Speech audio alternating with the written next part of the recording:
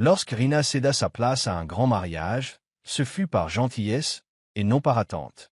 L'homme qu'elle représentait avait l'air ordinaire, chaussures usées, regard calme.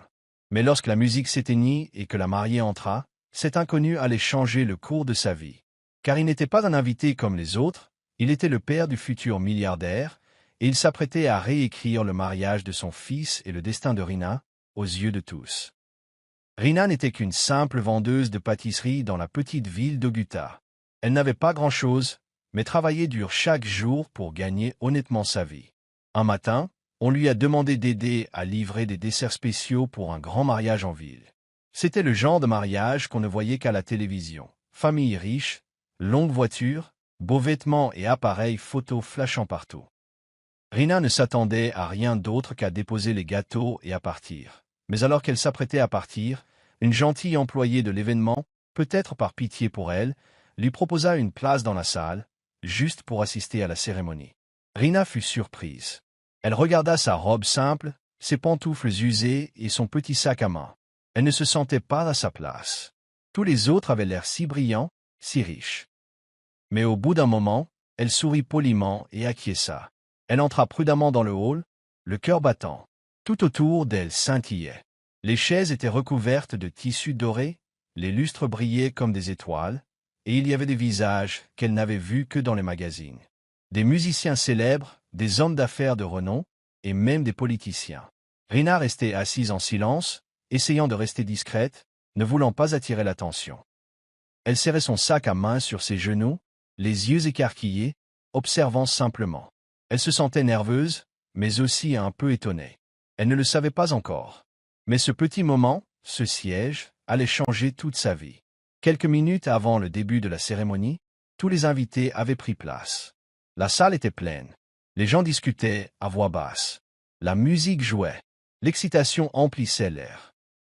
Rina était assise tranquillement dans son coin, toujours émerveillée par tout ce qui l'entourait. Puis, quelque chose d'inattendu se produisit. Un homme âgé entra lentement dans le hall. Il regarda autour de lui, cherchant une place où s'asseoir. Mais toutes les places étaient occupées. Il ne ressemblait pas aux riches invités. Ses chaussures étaient un peu poussiéreuses. Ses vêtements étaient propres mais simples, et il n'était accompagné ni de garde du corps ni d'assistants comme les autres. Rina le remarqua d'abord.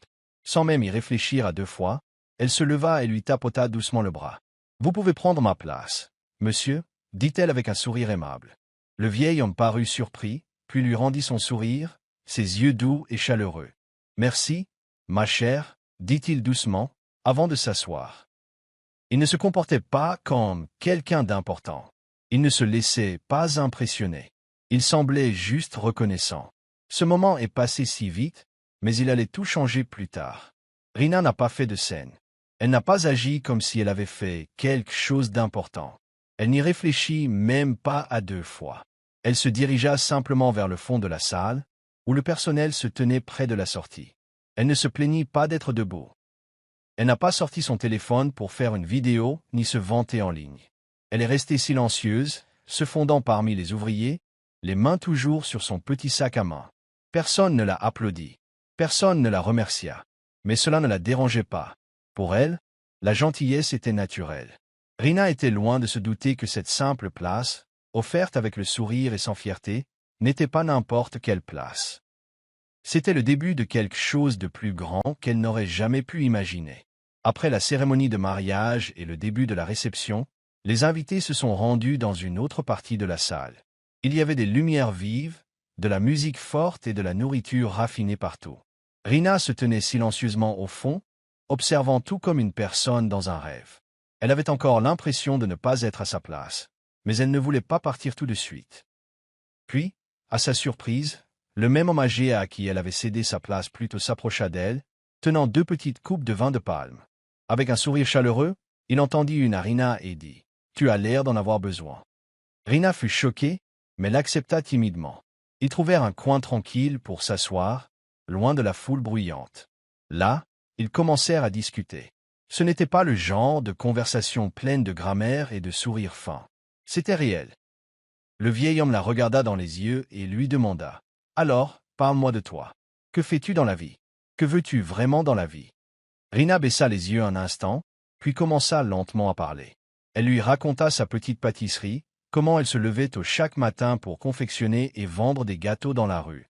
Elle lui raconta comment elle avait perdu ses parents jeunes, comment elle avait dû abandonner son rêve d'aller à l'école pour survivre. Elle lui confia qu'un jour, elle espérait ouvrir sa propre boulangerie, un lieu empli de joie, de douces odeurs et d'espoir. L'homme ne l'interrompit pas. Il ne rit pas et ne parut pas ennuyé. Il écouta simplement, avec un regard profond qui montrait qu'il avait lui aussi vu la douleur. Ce n'était pas comme parler à un inconnu. C'était comme parler à quelqu'un qui se souciait vraiment de moi. Puis Rina, curieuse, demanda doucement, « Et vous, monsieur, pourquoi êtes-vous seul ici ?» L'homme esquissa un petit sourire, regarda la foule et dit doucement, « Je suis juste là pour voir quelqu'un commettre une grave erreur. » Rina ne comprenait pas ce qu'il voulait dire, mais elle sentait quelque chose de lourd dans ses mots. À cet instant, elle ne savait toujours pas qui il était vraiment. Mais cette simple conversation, autour de 2 verres de vin de palme, allait être le point de départ d'un bouleversement qui allait bientôt bouleverser tout le monde. La salle de mariage était remplie de musique et de joie, tandis que tout le monde attendait l'entrée de la mariée. Les lumières se sont tamisées et une douce musique a commencé à jouer. Puis la mariée est apparue en haut de l'allée, vêtue d'une magnifique robe blanche, marchant lentement et avec assurance. Les gens applaudissaient et souriaient, mais le vieil homme, celui à qui Rina avait donné sa place, restait assis en silence. Son visage était sérieux et ses yeux étaient fixés sur le marié, son fils Obi. Alors que la mariée s'approchait, le vieil homme poussa un profond soupir. Ce n'était pas un soupir de joie. C'était le genre de soupir qu'on pousse lorsqu'on s'apprête à faire quelque chose de douloureux mais nécessaire. Il regarda Obi, debout devant l'autel, vêtu d'un costume coûteux, souriant, mais pas vraiment. C'était forcé. Son regard semblait vide, comme celui de quelqu'un qui dissimulait sa peur derrière une fausse expression. Tout s'était concentré sur le couple, attendant le début des vœux. Mais 1 minute avant que l'officiant puisse parler, le vieil homme se leva lentement. Les gens le remarquèrent. Certains invités tournèrent la tête. La salle resta silencieuse, l'espace d'une seconde. Puis, d'un pas calme, le vieil homme se dirigea droit vers l'autel. Des murmures commencèrent à se faire entendre. « Qui est-ce? Qu'est-ce passé-t-il » La mariée parut choquée. Le visage d'Obi pâlit. Il ne bougea pas. « Il reste planté là, fitch. » La famille de la mariée commença à chuchoter avec colère, leur visage exprimant irritation et incrédulité. Ce n'était pas prévu. Le vieil homme arriva devant et se tourna vers la foule. Il ne se précipita pas. Il ne cria pas. Mais sa présence était forte. Quelque chose en lui attirait l'attention de tous. La confusion régnait dans la salle. Les caméras cessèrent de fonctionner. Même la musique se tut. Les invités haltèrent silencieusement, incertains de ce qui allait se passer. On aurait dit que l'air s'était figé. Personne n'osait parler fort. Tous les regards étaient désormais braqués sur cet homme qui, calmement mais avec audace, avait interrompu le mariage. Quelque chose d'important allait être révélé. Et il était clair que cette journée ne se déroulerait pas comme prévu. La salle était silencieuse. Tous les regards étaient braqués sur le vieil homme qui venait d'interrompre le mariage. Les gens étaient perplexes, chuchotaient et se demandaient qui il était vraiment. Puis, lentement et calmement, il leva la main et retira son chapeau. Ce petit geste changea tout. Dès qu'il fut pleinement visible, une vague de halètements parcourut la salle. Des murmures emplirent la salle tandis que les gens commençaient à le reconnaître. Ce n'était plus seulement un vieil homme. C'était Olozi Ekiosha, le milliardaire reclus, le puissant homme d'affaires disparu de la vie publique depuis des années. La plupart ne l'avaient vu que dans les journaux ou lors d'anciennes interviews. Et voilà qu'il se retrouvait là, au beau milieu d'un mariage auquel il n'était clairement pas censé participer. La famille de la mariée blêmie. Les journalistes venus pour un simple mariage mondain se bousculèrent, attrapant leurs téléphones et leurs appareils photo. Obi parut choqué, presque comme s'il avait vu un fantôme. Ses mains tremblaient légèrement. Il ne s'attendait pas à ce que son père vienne, et encore moins à ce qu'il provoque une telle scène. Olozi prit doucement le micro des mains de l'officiant. Il ne cria pas. Sa voix était calme, grave et puissante. Il parcourut lentement la salle du regard, croisant le regard de certains invités, puis se tourna vers son fils. Puis il prononça ces mots qui figèrent à nouveau la salle. Avant l'échange des vœux, laissez-moi dire ce que mon fils avait trop peur de dire. Ce mariage est un contrat. pas une union d'amour. Les cris redoublèrent. La mariée se tourna brusquement vers Obi, le visage empli de panique et d'incrédulité. La mère de la mariée se leva, prête à protester. Mais Olozi leva la main, lui faisant signe d'attente. Il continua. Je ne suis pas venu ici pour embarrasser qui que ce soit. Je suis venu ici pour empêcher mon fils de commettre une erreur qui le hanterait toute sa vie. Ce mariage n'a pas été arrangé par amour, mais pour le pouvoir, les affaires, l'image. Mon fils a subi des pressions, et je ne peux plus rester silencieuse. Obi baissa la tête. Il était clair maintenant que tout ce qu'Olozi disait était vrai. La salle n'était plus emplie de joie. Elle était pleine de tension, de vérité et de choc. Certains invités murmuraient. Certains fixaient la famille de la mariée, tandis que d'autres regardaient Rina, toujours silencieuse au fond, se demandant qui elle était vraiment et pourquoi le vieil homme lui avait parlé plus tôt. Les mots d'Olozi avaient brisé l'illusion scintillante. Ce n'était plus seulement un mariage. C'était un moment de vérité, et tout le monde le savait. Il assistait à un événement inoubliable. Tous étaient encore sous le choc des paroles audacieuses d'Olozi. La salle était silencieuse, emplie de tension et de murmures. Puis, alors que tout le monde pensait que le drame était terminé, Olozi se tourna à nouveau vers la foule et dit quelque chose d'inattendu. Il s'exprima clairement. La seule âme sincère que j'ai rencontrée aujourd'hui n'était même pas sur la liste des invités. Rina, ça te dérangerait de te joindre à moi? À cet instant, Rina eut l'impression que le monde s'était arrêté. Ses yeux s'écarquillèrent et elle se figea sur place. Les gens commencèrent à se retourner, regardant au fond de la salle, où elle se tenait silencieusement près de la sortie du personnel. Elle regarda autour d'elle, incertaine d'avoir bien entendu. Son cœur battait fort et ses mains tremblaient.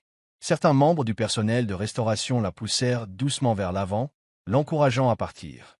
Pas à pas, Rina se mit à marcher. Ses jambes étaient lourdes, et sa robe simple lui parut soudain trop banale au milieu de toutes ses robes et costumes scintillants. Chaque pas était lent et hésitant, mais elle continuait d'avancer. Toute la salle regardait cette humble jeune fille, avec ses chaussures plates et ses vêtements tachés par son tablier, marcher vers l'un des hommes les plus riches du pays. Lorsqu'elle arriva devant, Olozi lui sourit chaleureusement et lui tendit la main. Elle hésita un instant, puis posa lentement sa main dans la sienne. Il la regarda avec un profond respect et une grande gentillesse, puis reprit la parole au micro. Dans cette salle remplie de personnes fières et titrées, elle n'avait que de la gentillesse, et elle la donnait sans compter. Un léger soupir s'éleva dans la foule. Beaucoup d'invités semblaient perplexes, d'autres touchés. Rina se tenait à côté de lui, encore tremblante, ne sachant ni ce qui se passait ni quoi dire. Olozi continua. Elle m'a cédé sa place sans savoir qui j'étais. Elle n'a rien demandé en retour. Elle n'a pas cherché à impressionner qui que ce soit, ni à attirer l'attention. Elle m'a rappelé quelque chose que j'avais oublié. Une véritable bonté. Rina baissa les yeux, gênée. Elle n'était pas habituée à l'attention. Mais à cet instant, toute la salle la vit différemment. Elle n'était plus seulement une pâtissière d'Oguta, mais le symbole d'une rareté. Une gentillesse authentique, sans orgueil. Les invités, qui auparavant l'ignoraient, la regardaient maintenant avec admiration. Olozi lui serra doucement la main et dit « Aujourd'hui, je suis venu pour mettre fin à un faux syndicat. Mais j'ai aussi trouvé quelque chose de vrai. » La foule était silencieuse, mais les cœurs étaient émus. Et Rina, la jeune fille venue juste pour livrer les gâteaux, était désormais au cœur de l'action. Tandis que tous observaient en silence, cherchant encore à comprendre ce qui se passait, Olozi s'éclaircit la gorge et reprit la parole, cette fois d'une voix plus ferme. Il regarda la mariée et sa famille droit dans les yeux. « Je ne suis pas venu ici simplement pour dire ce que je pensais. Je suis venu avec la vérité, a-t-il dit. L'atmosphère a changé. La tension était palpable. Les gens se penchaient en avant, attendant sa prochaine intervention. Il se tourna vers les invités et leur expliqua que, depuis des semaines, quelque chose clochait. Obi, son fils, n'avait pas l'air content. Son regard était fatigué, son sourire forcé, et Olozi sentait bien que quelque chose n'allait pas. Alors, il commença à s'intéresser discrètement à la situation. Il a engagé des détectives privés. Il a posé des questions. Et ce qu'il a découvert l'a choqué. Ce mariage, a déclaré Olozi, n'a jamais été une question d'amour. C'était un coup monté, soigneusement planifié par la mariée et sa famille. Il n'a jamais été question d'Obi en tant que personne. Il s'agissait de savoir ce qu'il pouvait obtenir de lui. Des exclamations de surprise emplirent la salle. Olozzi continua. Il dit avoir trouvé des documents, des accords commerciaux secrets, cachés à Obi, des accords qui donneraient au père de la mariée accès à des contrats, des permis fonciers et des parts d'entreprise, tous liés à l'Empire Ikeota. La mariée, figée, la bouche entr'ouverte, ne dit rien. Le visage de son père rougit de colère. Les gens ont commencé à chuchoter. Certains invités se sont levés. Les flashs des appareils photos ont retenti. Obi baissa les yeux, honteux et blessé. On lui avait caché la vérité. Et maintenant, aux yeux du monde entier, elle était révélée. Soudain, le père de la mariée s'écria. « Tu ne sais pas de quoi tu parles. C'est un mensonge. Un piège. » Il essaya de s'approcher d'Olozzi. Mais la sécurité intervint rapidement et le retint. La salle se transforma en chaos. Certains tentèrent de partir. D'autres restèrent figés, sous le choc. Le mariage, qui avait commencé avec des décorations dorées, des chansons d'amour et des lumières dansantes, était désormais un désastre. Olozzi se tourna vers Obi et dit « Tu mérites mieux qu'une vie bâtie sur des mensonges. Tu mérites quelqu'un qui t'aime pour toi, pas pour ton nom. » La mariée, gênée et tremblante, essaya de parler. Mais le mal était fait. Plus personne n'écoutait. Le mariage était terminé. La vérité avait tout brisé. Et au milieu de tout cela, Rena se tenait toujours silencieuse, regardant le monde dans lequel elle avait accidentellement mis les pieds changés du tout au tout. Dans les coulisses, loin du bruit et des flashs des appareils photos, Obi se tenait face à son père, les mains tremblantes. Ses yeux étaient rouges, non seulement à cause de la gêne, mais aussi à cause des années de douleur qu'il avait enfouies au plus profond de lui. Il regarda Olozzi et dit « Pourquoi maintenant? Pourquoi attendre aujourd'hui pour te montrer? Tu as tout raté. Mon enfance. Mes victoires. Mes difficultés. Et maintenant, tu débarques et tu gâches mon mariage. » Olozzi ne répondit pas tout de suite. Il regarda son fils avec tristesse et s'approcha lentement. « Mon fils, » dit-il doucement, « je ne suis pas venu ici pour gâcher quoi que ce soit. Je suis venu pour t'empêcher de tomber dans un piège. Je sais que je n'ai pas été un bon père. Je suis resté trop longtemps loin de toi. Mais je regardais, en silence, et je voyais que ce mariage n'était pas une question d'amour. C'était une question de pouvoir. » Obi secoua la tête, les larmes finissant par couler sur ses joues. « Tu regardais. C'est ce que font les pères maintenant. Regarder leur fils souffrir dans l'ombre. Tu crois que je ne voulais pas de ton approbation en grandissant. Tu crois que je n'aurais pas souhaité que tu apparaisses une seule fois. » La voix d'Olozzi se brisa. « Je sais, et je me déteste pour ça tous les jours. C'est pour ça que je suis venu aujourd'hui. Non pas en tant qu'homme riche, mais en tant que père. Je voulais voir de mes propres yeux si cette femme t'aimait vraiment.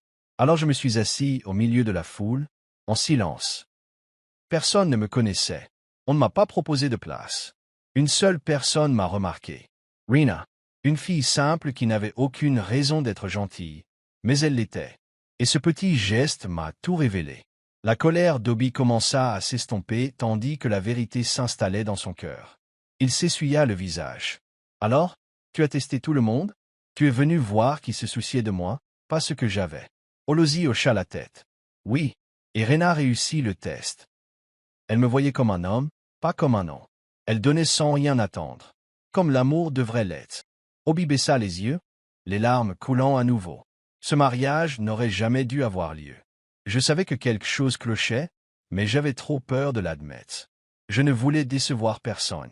Son père posa doucement une main sur son épaule. « Tu n'as déçu personne. Tu étais trop bon pour voir leurs mensonges. Mais maintenant, tu es libre. Libre de choisir l'amour, pas l'obligation. » Père et fils restèrent silencieux, des années de distance s'effaçant à cet instant. Et pour la première fois depuis longtemps, Obi se sentit perçu. Non pas comme un homme d'affaires, ni comme un marié, mais simplement comme un fils. Une semaine après ce mariage tragique qui n'a jamais eu lieu, Rena était de retour à sa petite pâtisserie d'Oguta. La vie avait repris son cours normal, du moins le croyait-elle. Puis, un matin, une voiture noire s'arrêta devant son stand. Un homme bien habillé sortit et lui tendit une enveloppe couleur crème. Elle était Bor. Accent aigu d'or et portait son nom écrit en lettres élégantes et audacieuses. Ses mains tremblaient lorsqu'elle l'ouvrit. À l'intérieur se trouvait une invitation à dîner dans la propriété privée d'Olozzi Ikeota, le même homme âgé à qui elle avait offert sa place, celui-là même qui s'est avéré être un milliardaire. Ce soir-là, Rena portait sa plus belle robe. Elle n'était pas chic, juste propre et impeccablement repassée. Elle arriva au domaine, nerveuse mais curieuse. Les portes s'ouvrirent sur un magnifique jardin illuminé comme des étoiles. À la table étaient assis Alozie et Obi, tous deux souriant chaleureusement. Pas de caméra, pas de journaliste, juste un dîner tranquille pour trois. Pendant qu'ils mangeaient, Alozie se tourna vers elle et lui dit « Rena, ta gentillesse a tout changé. Je veux t'aider à construire cette boulangerie dont tu m'as parlé un jour. Ce n'est pas un prêt, c'est un cadeau. Réalisons votre rêve. » Rena était stupéfaite. Sa bouche s'ouvrit, mais aucun mot ne sortit pendant un moment. Finalement, elle murmura « Merci, monsieur. Je ne sais même pas quoi dire. » Alozie sourit. « Dis-moi simplement que tu le feras avec la même sincérité. » Puis Obi dit doucement « Rena, je ne veux pas t'impressionner avec de l'argent ou un titre.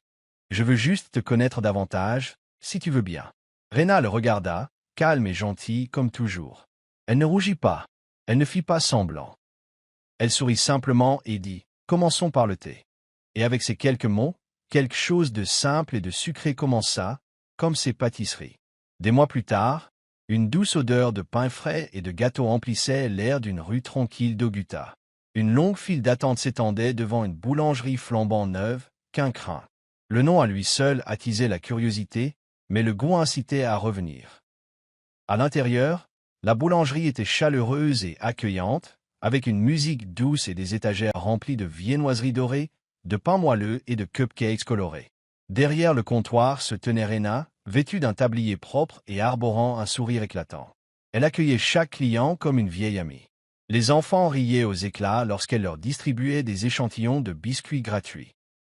Des travailleurs pressés s'arrêtaient pour leur petit pain du matin. Les aînés étaient assis près de la fenêtre, sirotant du thé. On se sentait comme chez soi. Au-dessus de la caisse, dans un simple cadre en bois, était accrochée une photo. Rena riait aux côtés d'un homme que beaucoup reconnaissaient désormais.